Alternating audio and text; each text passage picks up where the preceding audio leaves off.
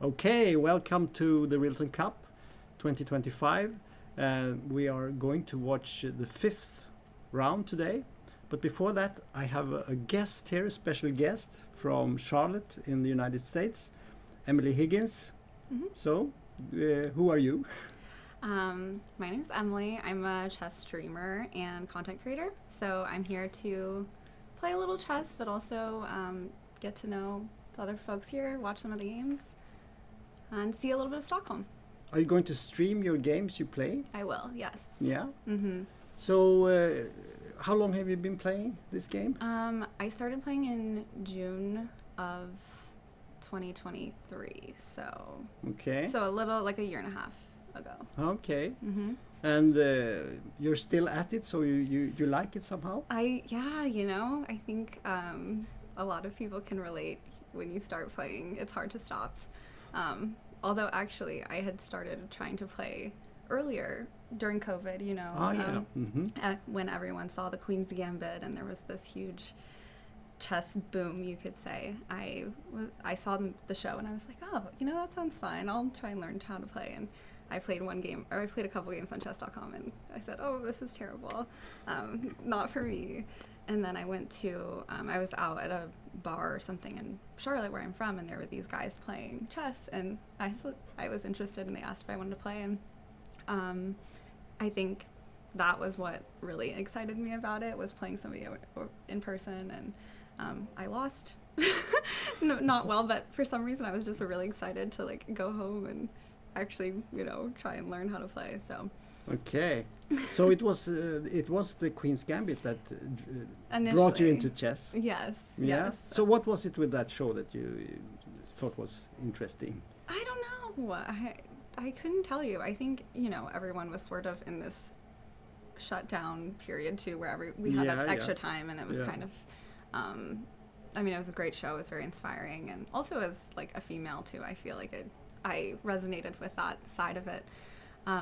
So yeah, I think I was interested in maybe picking it up as a hobby, but that was very short-lived after I experienced the snoring chats on chess.com and Okay. the trolls Yeah, troll yeah. messages. But it's interesting because I think I've heard so many say that the Queen's Gambit was very important. Yeah. It brought them in.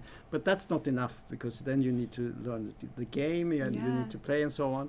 And so how did you when you started to become a little bit better? How did you do that? What were your tools to become better? Well, as soon as I started really playing, I started streaming the content because I have my own business, and I felt like if I was taking the time to learn chess, I had to be able to justify it in some way of, being Okay. productive, right?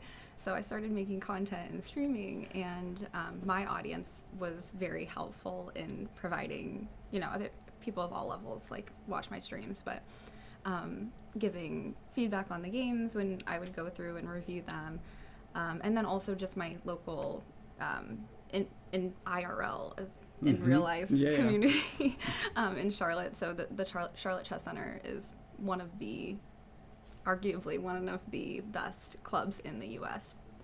So that was kind of serendipitous that I happened to live there and fell into this, playing the game. And so there was a lot of opportunities to go play casually with people over the board, educational lectures, and just opportunities to play rated games as well. So you did everything. You streamed online, and you went to the chess center, Yeah. and did it in real life. So you really took in the whole chess scene. I did, yes. Yeah, maybe more so than I should have, because I've spent a lot of time just, not a lot of time compared to people who do this full time, of course, but for me, it was a lot of time to spend on a hobby. So Yeah. You told me before that you're married.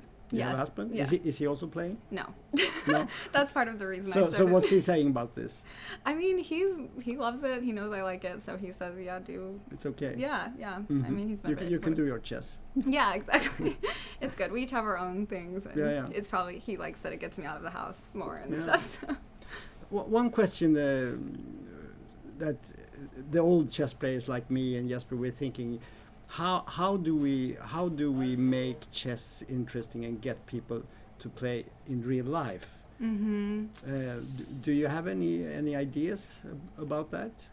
Yeah, I mean, I come from like a social media content marketing background, so that's of course like always the lens that I'm looking through.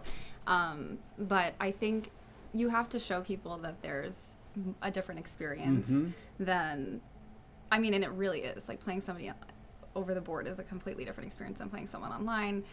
I know it's like easy to tilt and get frustrated online, but over the board, at least for me, it's like, there's a real person there, you know, it's you cannot freak out the same way. And we were discussing earlier that you can make so many friends through chess, and there's a way to approach it in a fun, casual way too. I think that's maybe the misconception that a lot of people have, is that it's like this very serious thing, and you have to really know what you're doing, and people are afraid of losing, and also I think it's one of the challenges with chess is that people associate it with, you know, intelligence, which we all know is not really that's not true. Same thing, no. Right, but I think that adds another layer of fear, maybe, of, oh, if I go lose, that means I'm dumb or something.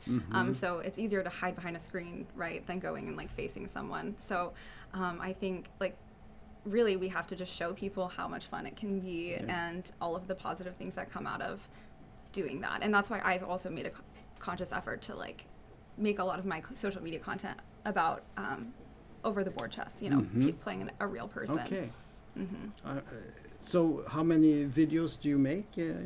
Well, I do run a business like full time as well, so you know, it's kind of as I have time, I try and I wouldn't say there's like a certain amount of videos. It's just whenever I feel like how many have you on your channel now? Oh, I couldn't tell you. I don't know. Is it hundreds? Or? No, not that many. Not that many.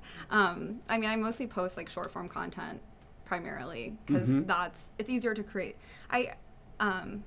It's easier to make it kind of like fun and engaging, and people have short attention spans, where I think the longer form content is more, it tends to lean more educational, right? Which I don't really have a place to be sharing educational chess content, although I was working with a chess coach who recommended that I actually create educational videos about the concepts I was learning, because it was going to make me like really retain the information, because there's a lot that goes into, you know, preparing the material and making sure it's all correct and all of that stuff.